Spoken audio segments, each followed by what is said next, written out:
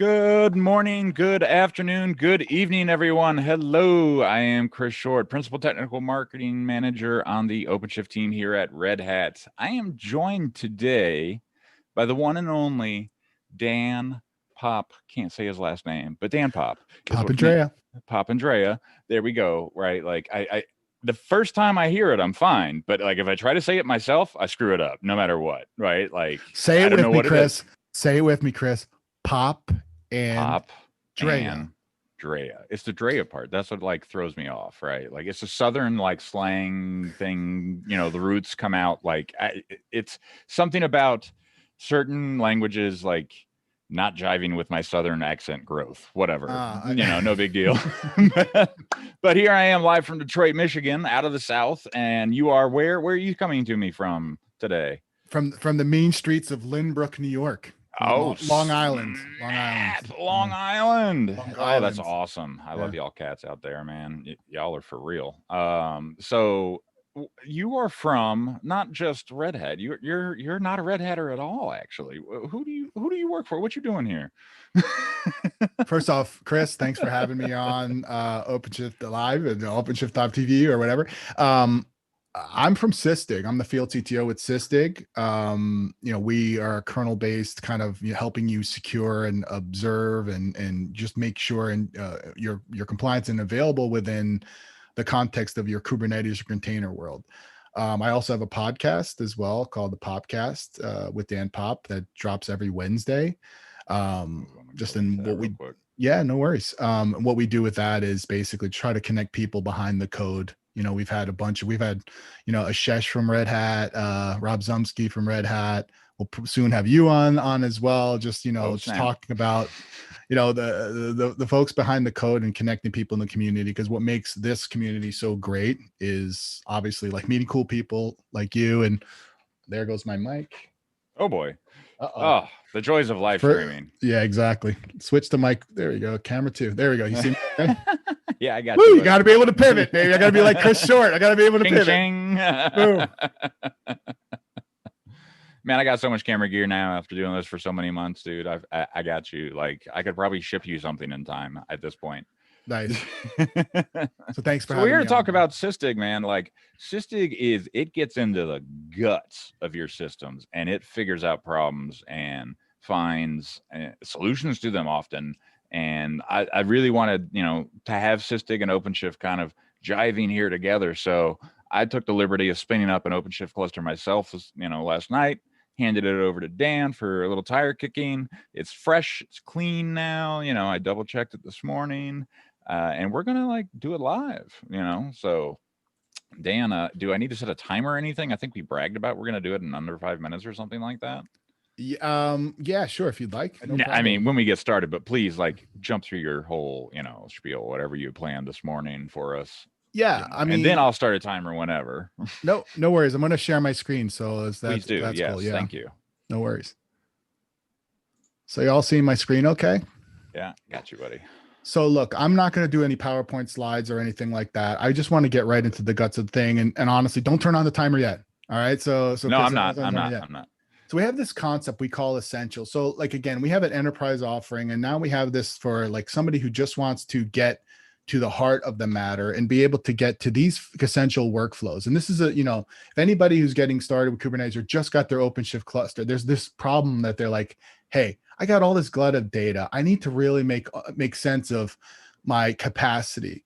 I want to be able to secure it. I really want to ensure everything from the whole, build all the way to this post-mortem. And so, how do you start with this whole secure DevOps, workflow?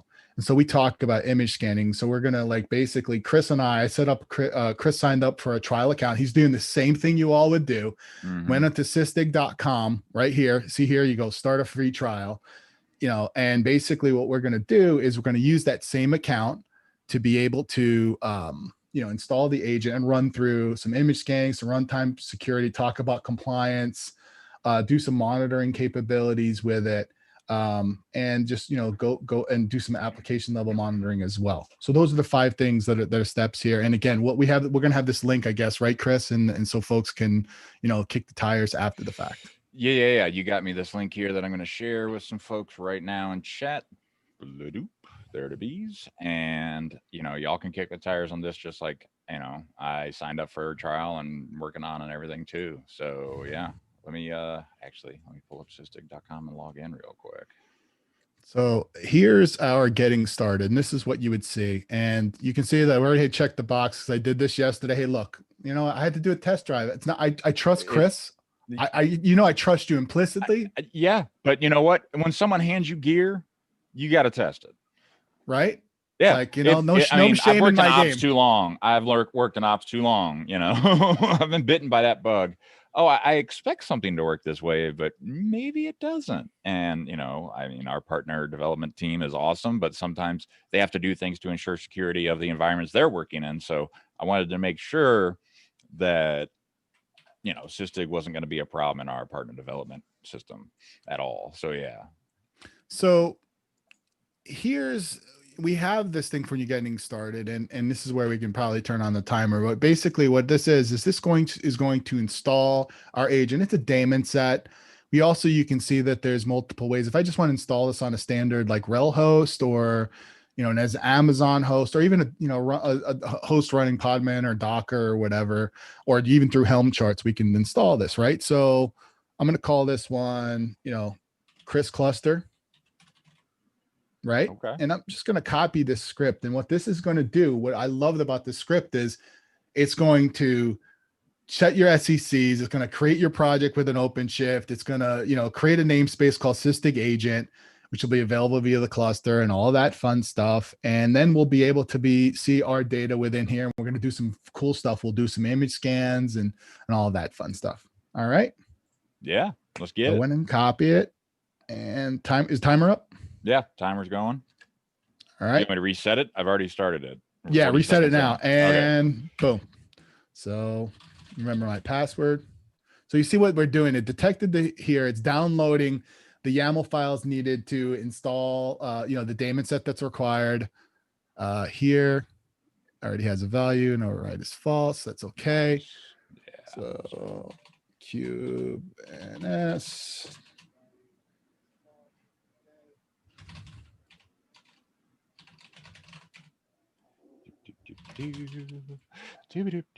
Damn typing. I often have to fill in when there's noise. Like they always say on radio, like silence is bad. So yeah, sometimes I have to do a little tap dance for you. No resources found. Okay. Cool. Is that bad? It already has a value and override is false. Yeah. That's no good.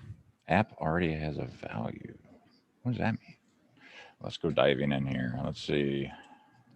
Cluster settings, CRDs.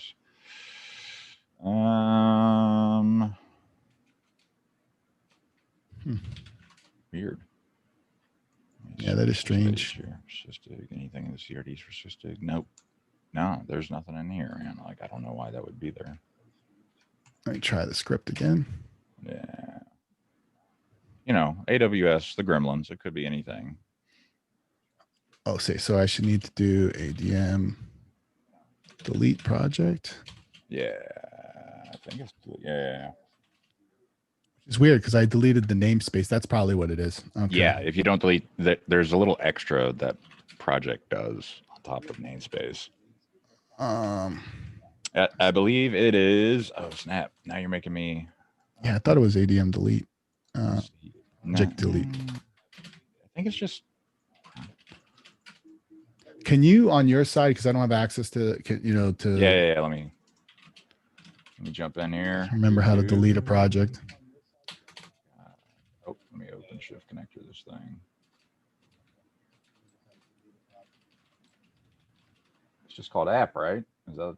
No, it's the Sysdig agent project is what we should be doing. Yeah. Okay, got it. Because I just deleted the namespace. I didn't delete the project. Yeah. Which probably there's just, when I did this yesterday, kicked the tires. So we need to restart yeah. That's fine. Oh, there it is. Look at that. Yep. Blow it away. See, this was my bad. All right. So this would not happen to you in the real world, everyone.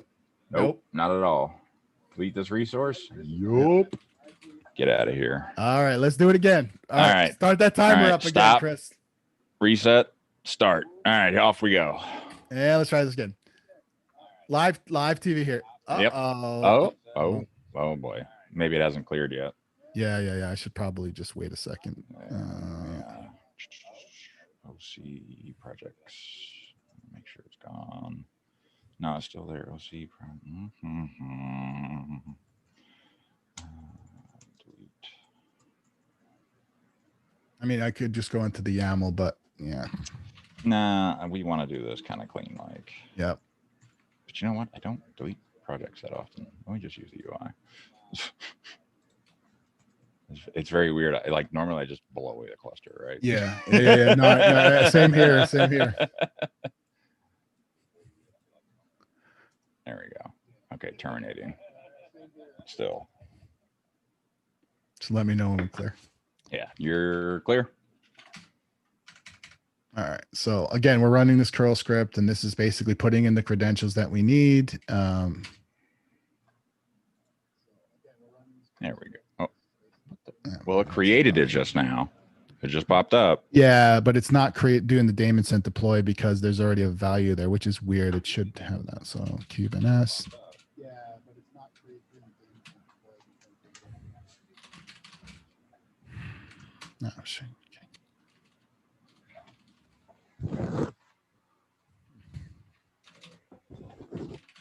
Sorry. Nah, it's all right. Just try. You're okay. Try it through Helm. That always works. When in doubt, helm it out. See, this should work. This is weird. Okay, refresh, please. What's going on in here?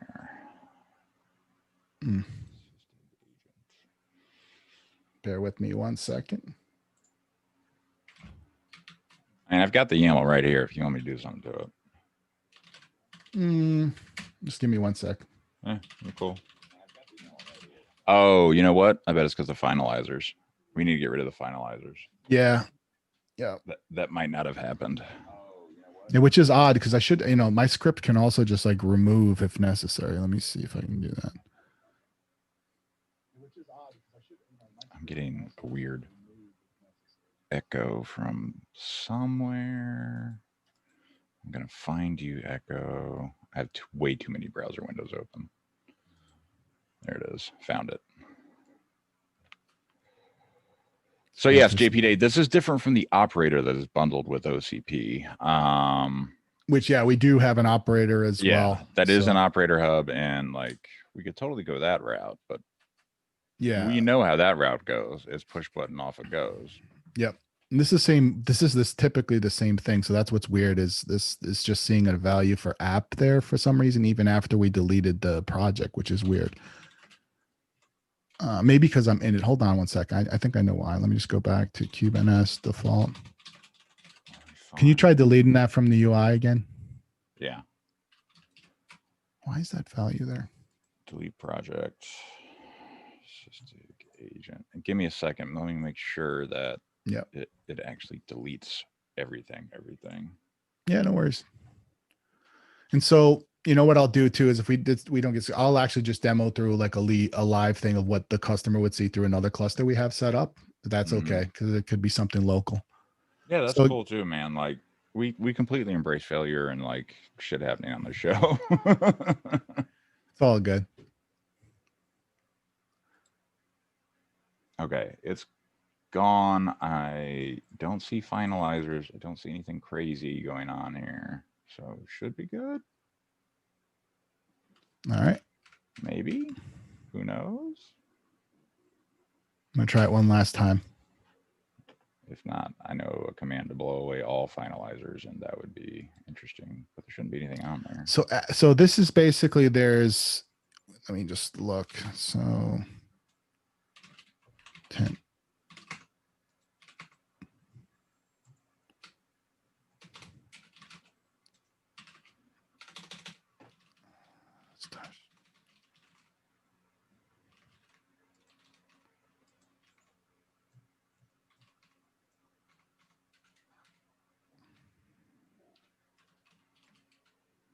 come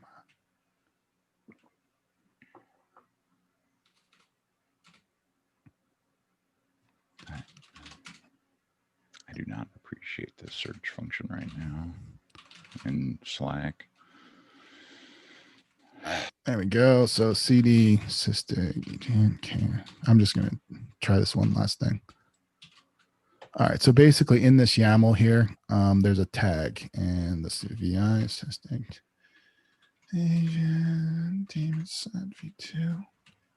So basically this is the label that's there. And for some reason, there's app. It sees this. Let me just try this.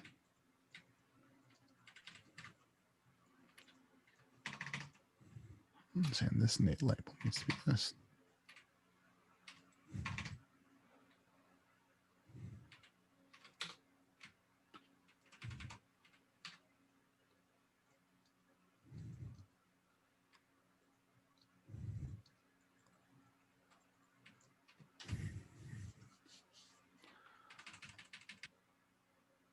All right.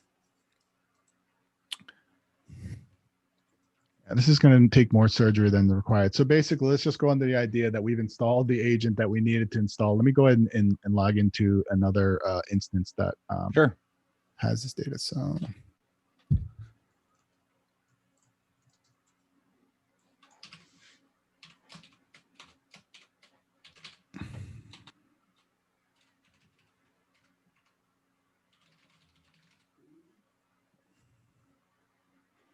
all right, so I have an OCP cluster here, right? And we've installed the agent on it as we did with the, this curl script that we did here, right?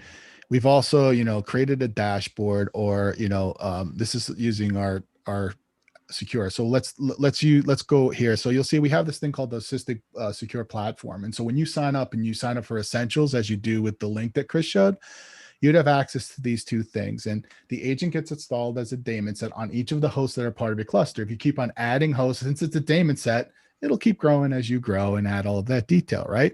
So once we do that, of course, we'll go to dashboards here, and we can see our capacity and our health, how much is, we get all of this detail just by installing that agent that we see it here. We can look and get, okay, here's our CPU max just for this cluster name. We can scope this. I can go here and say, I just want Chris to be responsible just for this shop front.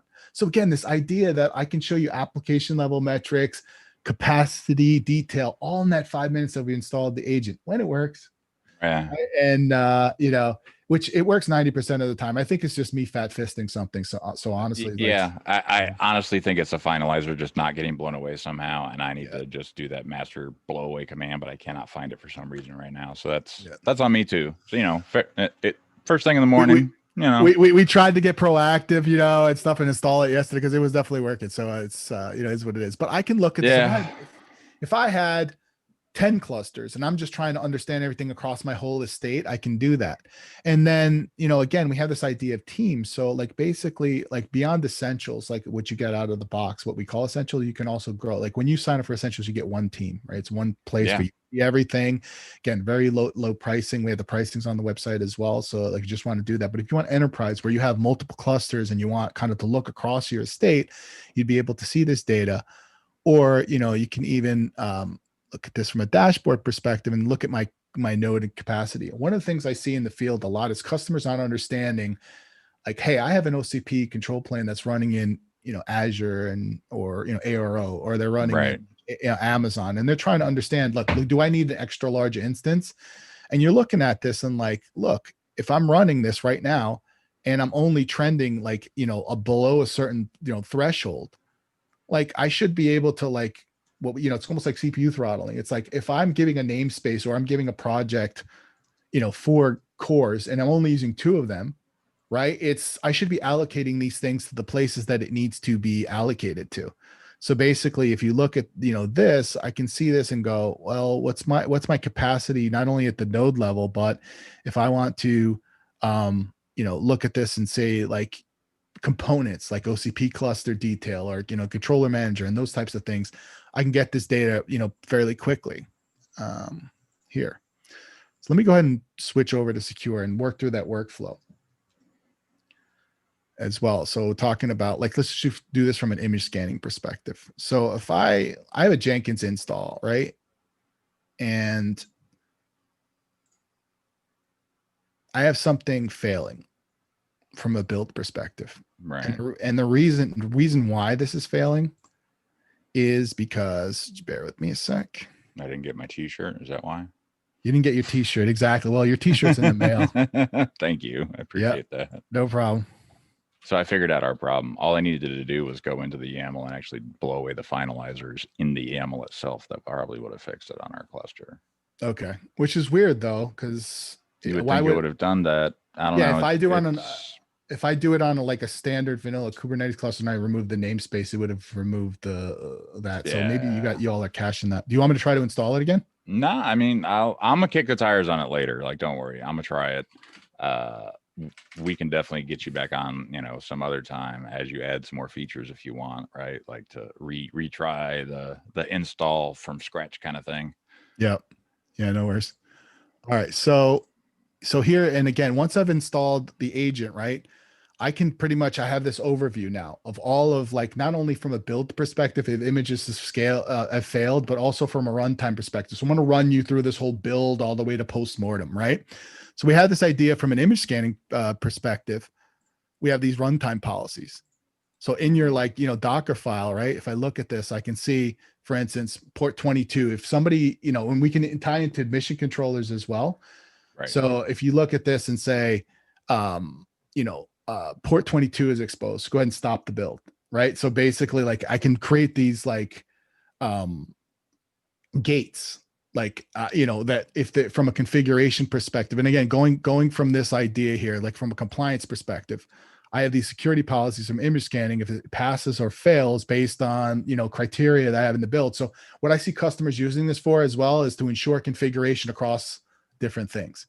So they're looking at this and they're like, okay, I want to ensure that I don't have vulnerabilities, but also I want to be consistent. I want to say look, I don't want to have root being deployed in my images or something like that. Right. Yeah. So here's an example. Again, port 22 is stopped. If I see any high level CVEs, go ahead and stop the build. So this is where we link into Jenkins and also into mission controller. So we see this build failed. Now, Chris, tell me why this build failed. Ooh, I mean, it looks like there's a ton of vulns in it. So yep, but also look at the top one. Docker file exposes port 22. What the heck? Exactly. Come on, right? Bush League. We don't stand for that. In Chris Short and Dan Papandrea's company, we don't stand for that kind of stuff. So right? Rockhound's asking a question. This is like static scanning, right? But these policies, right? Like this is kind of like static scanning for your pipeline, essentially. Correct, but also right. But we can also do it at runtime as well, and I'll show you that in a second. But this is, like I said, protecting you from a build perspective. But you sign up for Essentials today, you have this, so you can go ahead and and do this. Now, when this happens, I stop the build, but also I can look at this under the lens of Kubernetes. So if I have a cluster, for instance, this is a deployment where I have multiple clusters, and I have this Java app that I've deployed, or this voting app here. This is going to show me where I'm vulnerable. If I click in there, I'm going to get my OS vulnerabilities. I'm going to get all of those things. So but here's the beauty of this. We just installed our agent and we have all of the context and all of that stuff. And even if I have multiple clusters I've installed the agent to, I'm looking at this under the lens of Kubernetes. Or if I want to look at this at a host level, I can see all the hosts that are there and see it from that level. But let's look at it under the lens of Kubernetes. If I look at Java, I can see each of the images where they're running. So think about this across my whole estate, and I can figure all this stuff out. So that's going to help you again from that essential workflow from a build perspective, right? Let's move on to the run. So now we're running this, right? We're running this in real time. I'm sorry, was there a question? Yeah, so there's a couple questions. Sure. So can this be integrated with Quay, our container registry? I look at it as, okay, so it can be. Without a doubt, any Docker V2 registry, and we by the way, we have a document we can send you. We can integrate with Harbor. We can do any Docker V2 registry. So sweet. So here's an example of this. So if I look at registry credentials, you see here, look, Quay, boom. Nice, cool.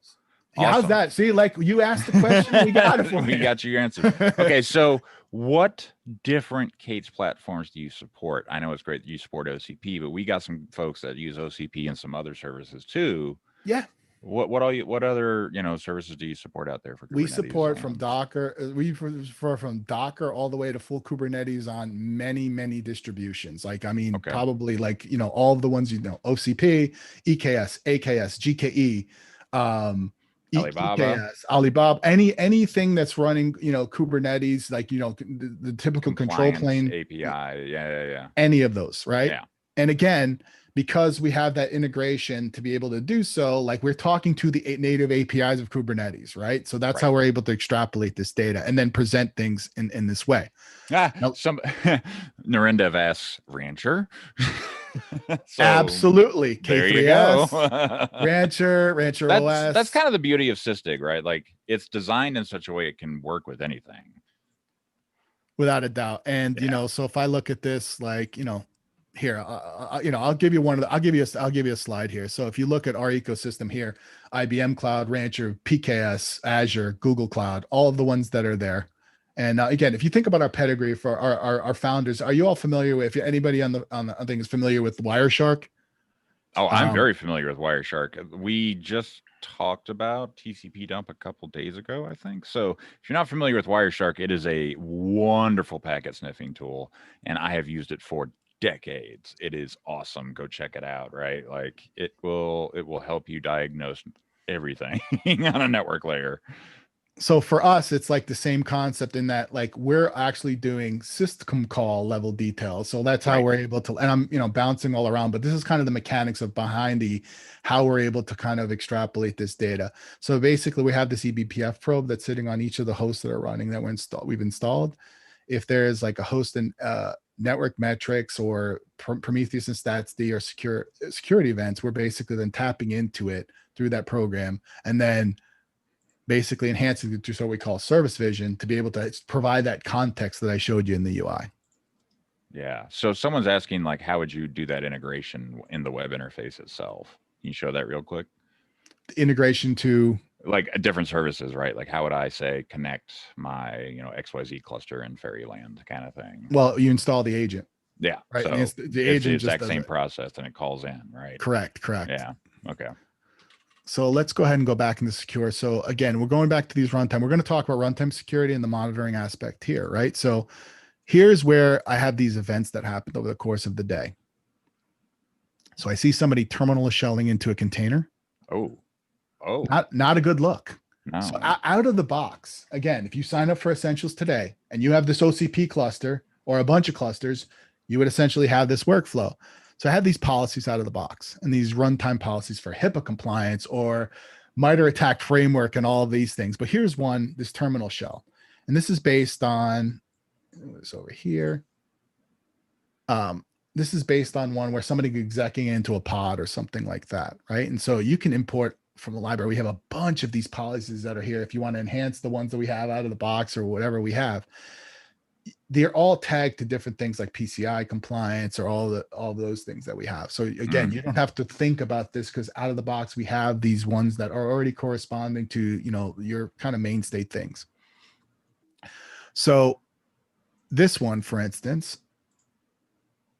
I can then scope this not only to like my Rancher or my OCP or my EKS. I'm taking the native language. Remember, I talked to you all about service vision, where we're picking up the API data from Kubernetes or AWS or Azure, all of those things, and be able to get this metadata. So I can say that, like, I can go by container name. I can really make this thing granular, or I can make it established for everywhere. In this case, we're going to do it to this specific namespace called terminal shelling container. If this action happens, because again, this is something where we tap into the kernel. This is a security event, right? And so we do this through, if you all are familiar with Falco is our CNCF project. It's an open source project that is basically the engine, underlying engine that's a behavioral rules engine that has how you're able to extrapolate that data from the kernel into these rule sets that you can do things like, ensuring if there's a system call somebody execing into a pod, right? Mm-hmm. So if this happens, kill a container, stop a container, pause a container, or even take a capture. So this goes back to, y'all remember Wireshark, right? Chris gave this great talk about, TCP dump, right? Think about it on steroids. Right. That has system calls and all this data. Let me show you a workflow now where we have this terminal shell and we're going to investigate what the heck happened when they terminal shelled in. Because guess what? Hindsight is 2020 with Sysdig. We can go back and really understand what the hell's going on. That is not a marketing term. I just came up with that. See that? You wanted some pizzazz, Chris Short, on this. Yeah, So I've given you some pizzazz. So right. A few questions, right? Like this one's going to be an interesting one for you. Does this integrate with Red Hat Advanced Container Management in any way, shape, or form? It's brand new, so I would not be surprised if you don't know. We'll have an announcement soon. I can't talk about it. Okay, fair enough. Okay, do I? You know how much we love our Red Hat brethren and sistren. Yes, and like, did you hear the whole story about how that Rackham team came over to Red Hat? It was so cool. We can talk about it later, but much love to our IBM and Red Hat. Yes, Sam. I'll leave it at that. They're an awesome team. I really love working with them, and we do intend to have a full on Red Hat ACM show. We have it in the works right now, so stay tuned. Do the SCCs that OpenShift applies show in this interface? We're going to talk about that. So we have this concept of PSP. We have a simulator that's part of the tool as well. That's not part of Essentials. It's kind of part of our full enterprise solution. Right. Yeah. But without a doubt, and we'll talk about that in a second, the runtime capability along with compliance. But yes, if you're using SCCs, chances are you paying for an enterprise product. So I would expect that feature set to align to that level of tier pricing wise. Yep. And so if you look at this, I mean, this is an example where we took PSPs, for instance, and showed where you can try to simulate this. But I'm bouncing back and forth. Let me kind of. Well, it's because I'm bouncing you everywhere. That's my fault. No, I'm sorry. You're leading the witness. It's all good. Yeah, it's okay. So you see here. So again, remember that event we talked about? Somebody terminal shelled in the container. Mm-hmm. I want to know what the heck happened. How do I do incident response if I don't know from a forensics perspective what happened? Right. So this gives me at least the high level. This event happened. This is the cluster this happened on, be it Rancher, whatever, cluster, OCP, whatever it's running on in this terminal, in this host. Because think about this. Let's say I have, 100 clusters, 50 clusters, and I want to go right down to the MAC address this happened on. So now if I go ahead and do this, I go back to activity. This is now showing me when they execed in, right? This is the cube exec they did. This is the username they did this on. I'm going to filter by this specific thing that they went in. They execed in, they bashed, they did an LS, and look at this. I got the PID. I got the host. Wow. Namespace. And this is where marrying context out of the box, we're picking this up dynamically. Getting the context there, getting the container ID, getting that context is key. Then I can see. Absolutely. They curled out. It shows me the pertinent information, where they curled out to, which directory that they curled out to, the local IP that they did. They removed their history. They tarred. But again, we killed it, right? Right. Containers are ephemeral. Pods are ephemeral. They're not going to be there forever, right? No. So you want to get that forensics view of what occurred, right? If you're doing cloud native development properly, you should treat your pods as if they could disappear at any moment. You're absolutely right. Yes. Right. So now you have this, again, you have that event, and then I can audit, right? But then I can take it even a step further, right? And I can take a capture. And if you all, know Wireshark, right? It's basically now it's not only the network data, but it's all system calls like file access, network, security, performance logs, infrastructure, all married into this view. Now, remember we talked about 10 seconds before the event in our the policy that we had, 10 seconds before the event, 20 seconds after. Yeah. It's almost, it's almost like Minority Report. You can kind of understand the crime before it happens, right? So see this, you see the violation happens at the 10-second mark, and then they ran some commands. You see these things in the timeline, in this 30-second timeline. That is slick. Wait, it gets better, Chris. Gets better. So now I look at this and I see there was 457,000 system calls, right? Damn. Hey, let's dig a little deeper. Pun intended. I'm going down to the millisecond this thing happened. Okay. And I'm going to go into the interactive commands that were ran. Remember they did an LS They did a curl. Let's get more data on this. I'm going to go ahead and double click on this and go to connections. And this is going to show me which container this happened on and curl script and which local IPv6 port they use, which P and port here. So I get that level of forensic detail. That's amazing. Wait, Chris, you're going to love this. Then they tarred, right? Think about this. Right. They ran this. Is no longer there. How am I supposed to do this forensic view? What's going on? This is the actual representation from system call perspective of what they dumped from when they did a tar XVF to the environment. This is the actual install script that they used. Wow. Trying to build some new policies on things that I haven't even seen before. Right. This is the actual script that they used. That's amazing. You're just capturing all this. Just going in and knowing that there's a violation and saying, all right, I need to go grab up all this data. Yep. Go get it. So that's that runtime security, right? And the actual data. Now, let me show you one other thing you can do. So there's kind of a pertinent question as we transition into this part. Sure. So is there a dry run kind of, oh my God, what am I about to break before I apply X policy kind of thing, right? Some kind of monitoring view. Do you I hope you have that. So here's what we do. Again, you can take this policy itself, right? And I'll talk to you. There's two things we do, but let me show you one more thing too. Now, the other thing is from a runtime perspective, you also might want to ensure the compliance of your hosts that are running there. I think OCP does an amazing job out of the box of hardening the node level, right? I mean, you already get that. That's our job. Yeah. And it's fantastic. However, if I'm running multiple things like, EKS, AKS, whatever it might be, I might want to look across my estate and see, for instance, if I have compliance. So if I look at this and I see, for instance, here, we run a static check. We can do even a tighter OpenShift hardening. We can say, okay, I want to run this now, and I want to take the API server and I want to, basically do some customization or basically define this for that. So if I go ahead and do this now, I can see, for instance, that on my master, the API basically the YAML that's for them in my manifest file for the pod that's running the API server has a schmod 644. I should probably remedy that. That's not something. Right. Yeah. So, but this is just telling me, right? This is the check. We ran this check. This is what we see wrong. Yep. You should fix this. Right. You should fix this. There's reasons why you might not want to, right? Who knows? Yeah. And so that's why you have that custom check. And, I've seen customers also use this to feed Ansible scripts to correct these things. Right? Absolutely. Yeah. That makes total sense. Hell yeah. That's awesome. And so go ahead. From a resource utilization perspective, what do we typically see for Sysdig, monitoring consumption of resources? Is it a couple cores? Is it memory? What's the bindings there?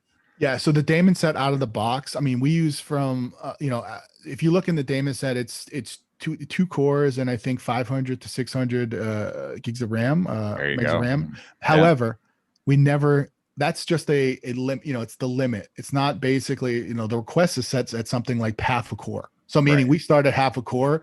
I've seen, customer running 70 containers or 100 containers on a host and barely scratch the surface of maybe 2% of overall CPU on the host.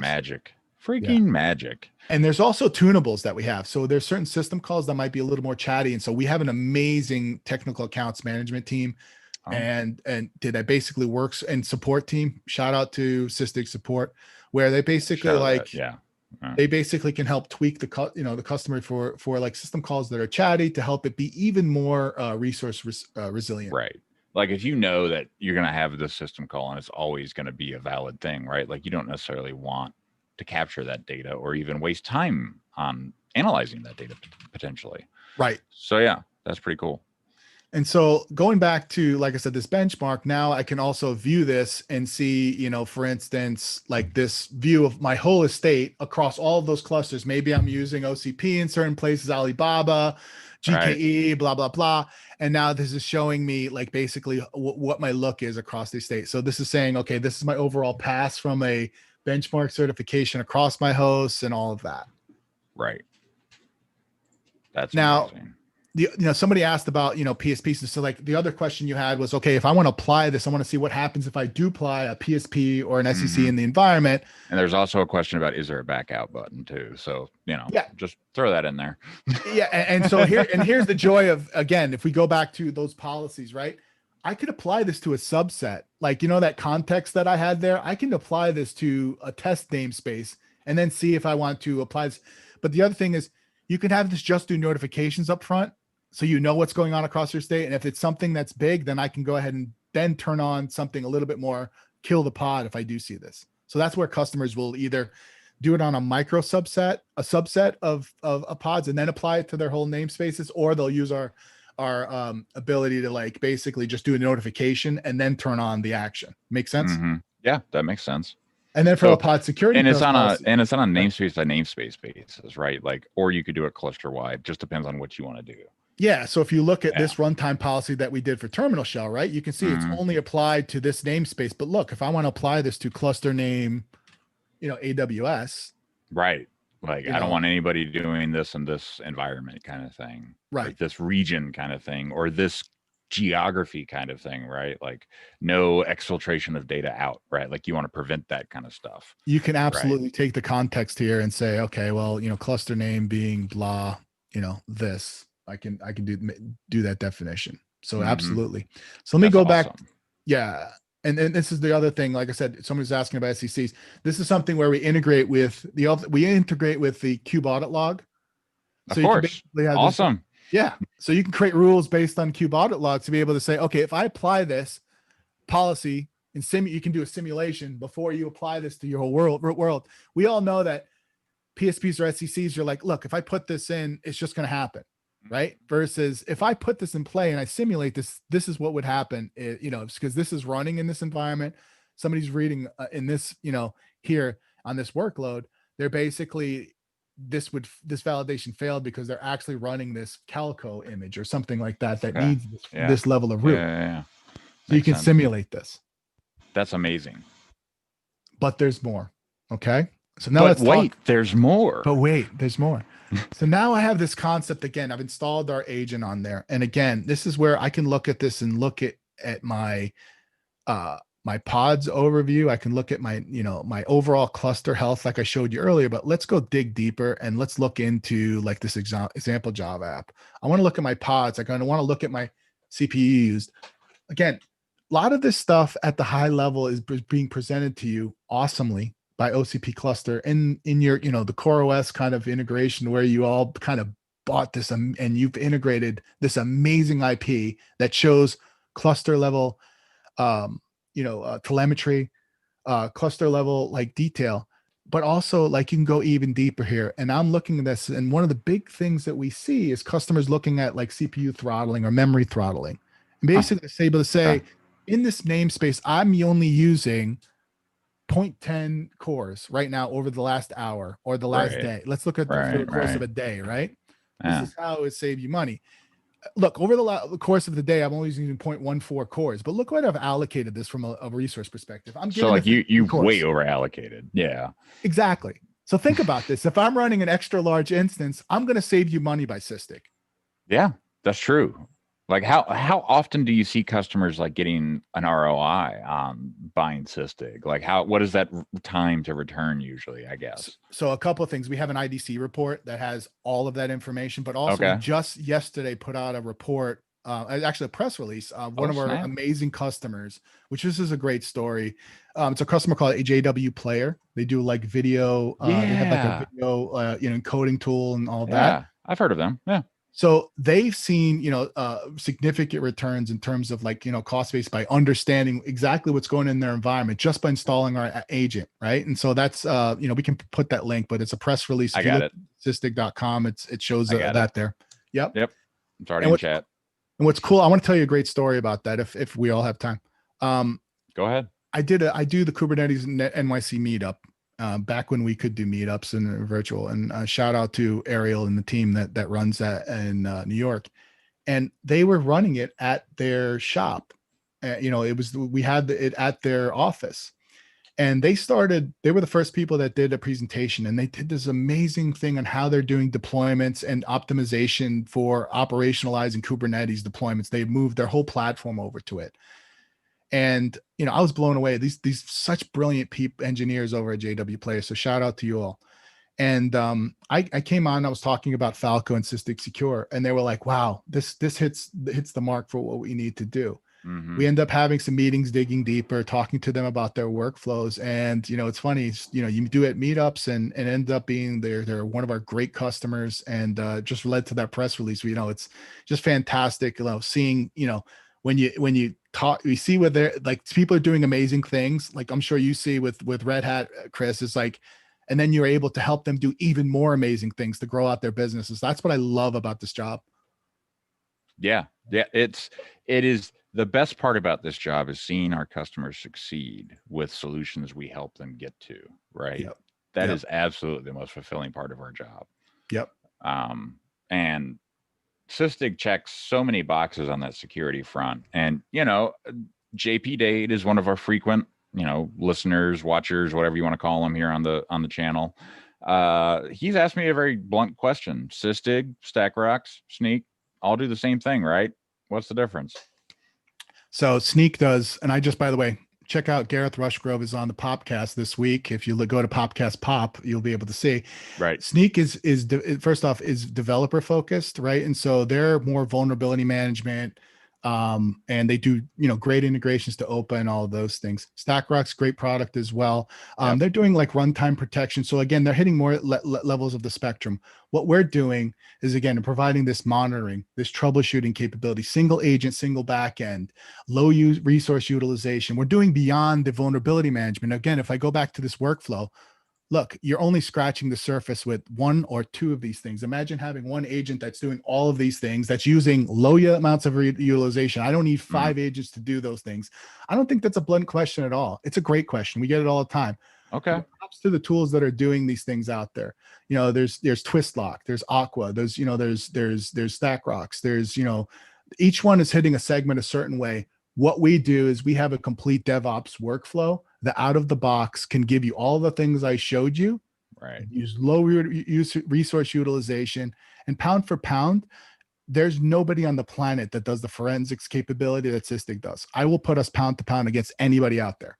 That's why I'm here. That's why I love Sysdig, is for that exact reason. And based on the pedigree of Wireshark, if you think about Loris, think of what they did, nobody out there does what we do, period. Right. Is your podcast on Simplecast, or is it someplace else? It's on everywhere. It's on everywhere. Okay. Yeah. So if you go to again, if you go to Twitter, there is the links to Simplecast. So if you go to Popcast Pop, okay. I just wanted to grab the Rushgrove interview real quick. I just want to make sure I was grabbing it from the right place, or a good known place. So yeah, there's the interview with Gareth. Gareth is a friend of mine. I have friends at StackRox. They all kind of have their different ways of approaching this, right? So they are all geared towards something different. I feel like I have no dog in this fight. They're all Red Hat partners, right? Like I love them all equally. They're like my children, basically. Dan I like a little more because he came on OpenShift TV, so maybe Sysdig gets a +1 now over the others. I don't know. We'll see. Gareth, I know you do stuff out there if you're watching. Same with you, Michelle. I know you're watching. So yeah, show us more. I want to show you restart loops. I want to show you one more thing.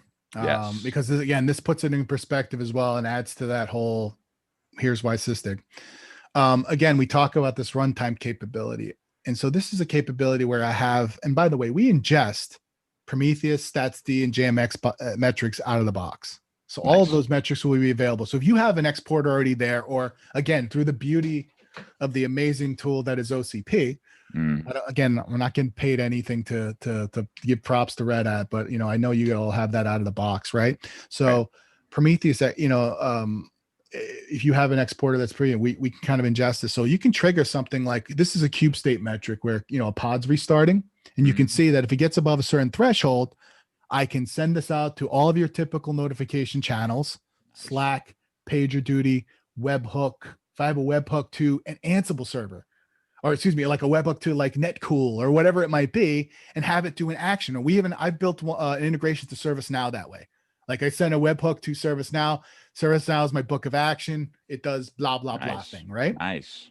That's awesome, right? Like you can open tickets on, recurring types of failures, right? Like you can find data in these alerts and then say, oh wait, we might have, a bigger problem here. Oh yeah. And Yeah, that's so awesome. on top of that, now I can go ahead and create a capture, and I can figure out again what happens. What do I have to do if I have a pod crash when a pod crashes? And by the way, this is the number one searched thing on Really? behind the curtain on our blog. We have a blog that we Okay. wrote, and I can send you that link as well. Or you can just Sysdig pod crash loopback. Okay. This is a process where I can have this then create a capture, and I can go in and figure out why this pod crashed. So let's go ahead and see a pod crash event. And by the way, we're bringing in all of the events like container D. By the way, any runtime we pick up, right? So run C, Nice. like container D, all the the mainstay, ones that Sysdig or that Red Hat supports as well. So now if I look at this and say pod crash, let's see. Is it the what is crash loop back off? How to alert, debug, troubleshoot article, or is it the newer one from this That's the year? one. Okay. That's the one. Okay, Yep. cool. I will drop that in chat here. Crash. Oops. So, and I apologize to our YouTube and Facebook audience. Our Restream service chat has seemed to become disconnected. So that is one of the things that I will be working on later today with that team, is to get that working again. So apologies there. I'm trying to keep an eye on everything all at once, but if I miss something, please feel free to email me, cshort@redhat.com, tweet me at Chris Short. You can send all your hate mail there and get blocked. Or you can send love there and I will respond kindly. There you go. Yeah. And so again, now we have this where it's showing me here. And here's the example. Again, let's say I have a pod crashing in a cluster on Alibaba or on GKE or in IBM Cloud or whatever. This is telling me all of the metadata, because look, context is king when you're an SRE or somebody doing security response. I want to know exactly what's going on in the environment. So if a pod crashes, this is going to tell me where this happened, when it happened. I go back in time and this shows me, look, oop, boop, this pod crash. Wait a second. I have metadata. Let me go see what was the pod name. Right? Mm-hmm. Okay. Let me look here. Boom. Nginx. Okay. Let me look at this. Great. Pod crashing here. Now, if I go and go to captures, here's my pod crash capture. Let's go do some forensics on it. So what do you do if there's sensitive data in here? So we do not collect any PII data. Like we basically just filtering through all of that data points. What we do is basically like, this is an ingestion point that like, look, this is specific to, the captures. We're not putting any type of queries, outputs of queries. The queries themselves are there, but the outputs of queries would never be in a capture. And also we have ability to we have RBAC capability. So we can basically disallow somebody from seeing captures unless they're of a high level priority within the organization. So we integrate with LDAP and SAML and all that fun stuff. So yeah.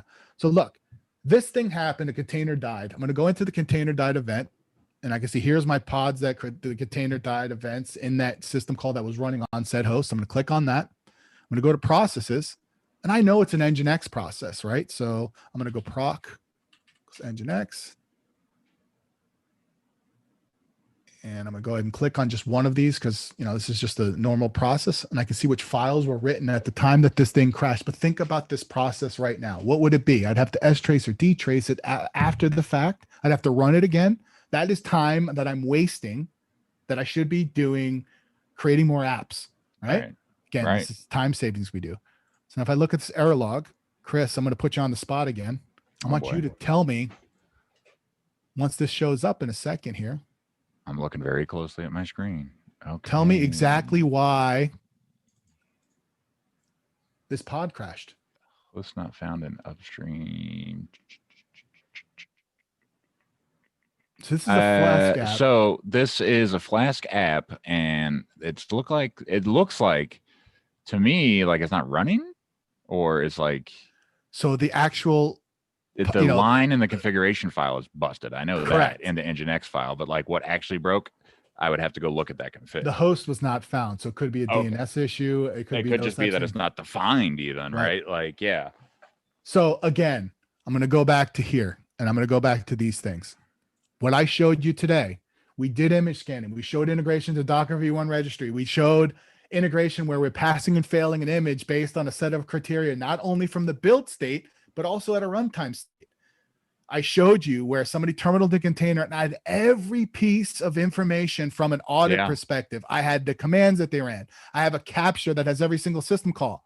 So if I get audited and I need to know exactly what happened, guess what, auditor? I got you. Boom. This is what I have. I got you, auditor. And I love you, auditors. Trust me. Whoever says that, though, right? Like, oh, I got you. I got exactly what you need right here. Here you go. Well, if you have Sysdig, no one's ever ready unless you have something in place.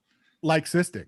And, and also, like I said, that runtime security, but also like, again, this Kubernetes monitoring. I showed you this pod crash example. That's a troubleshooting example. Going back to our pedigree from Wireshark, I showed you performance. I showed you capacity. I showed you security.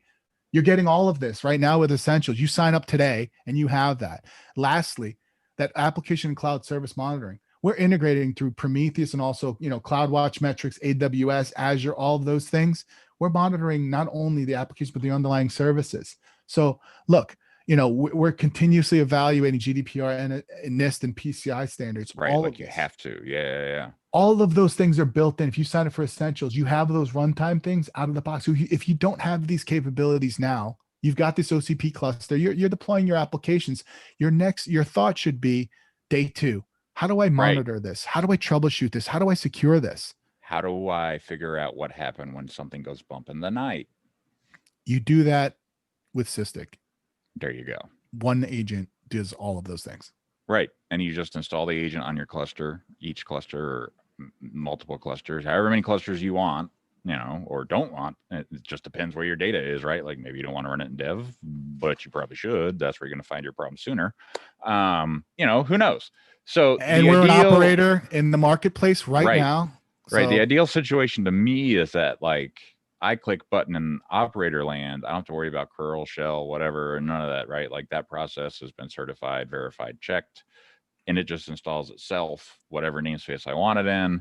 And then I often go and configure, right? Like I don't necessarily have to worry about that stand it up in a 5-minute thing. That operator is going to take care of it for you. But what is the difference between the operator and the curl process? I'm wondering, is there any difference?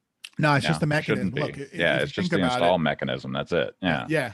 So I talked to Rob Zumsky, who's like dude is brilliant. And absolutely, shout out to you, Rob. You're awesome. And he was on the podcast as well. And, this whole concept of just making it easier. I think that we talked about and I talked to Redbeard about this as well. He was also on the podcast. And awesome. Check that out. Basically, it's like, look, the idea of an operator was basically to have it so there's these steps you do over and over again, deploying an agent or, ensuring the service is up and running. What happens if said thing happens across the ecosystem? That's a great equalizer across different, OCP clusters running across this here. It's a mechanism for deploy. I mean, our operator will continue to do more things beyond install and uninstall. It'll do things like, okay, if I see this check here, go ahead and deploy this set of rules. Like there'll be some really other cool things we're doing with it. But yeah, the instance right now it's just a mechanism, just like Helm, just like doing a Docker run, just to install it. And what our curl script is doing it specific to OCP, or if I'm running on GKE, AKS or whatever, the curl script will do different functions to be able to get our agent deployed. That's awesome, Dan. Thank you so much for coming on. And I will definitely come on the podcast whenever we can find some time. Feel free to send me an invite. Coming up later today on the channel, thank you very much, Dan. I really appreciate your time. Coming up later today on the channel, we have DevNation Tech Talk, Cloud Native Modernization or Death. Sounds awesome. What are you going to do? You're going to have to tune into that one. They're going to be talking about Quarkus, microservices, that whole fun thing. So thank you so much to Dan. DevNation Talk later today. We got some more Shout shows out in to the Dev hopper. Nation. Yeah. I got some fam in there. I was like, I think Mike Ducey's there, Chuck Netties, Yeah. Clater, Yeah. all those fun guys. You got an all-star cast over there, Chris. We're building like a really great team of people, I feel like. Yeah. So I have no plans of going anywhere right now, if that makes sense. But yes, shout out to our Rhode Islanders and everything. So yeah. Or not Rhode Islanders, Long Islanders. My bad. Why did states, islands? Who cares? So yeah, there's some shout outs and chats to you. Thanks, Dan. Really appreciate your time and everything like that. So yeah, the audience greatly appreciated it. And I'm getting a phone call from somebody that looks like a recruiter. Goodbye. All right, Dan. Thanks. Appreciate your time, man. Reach out. Come Pleasure. back later whenever you get a chance, and tune in later, folks, to catch Dev Nation. Thank you again, Dan. Thank you for having me, Chris.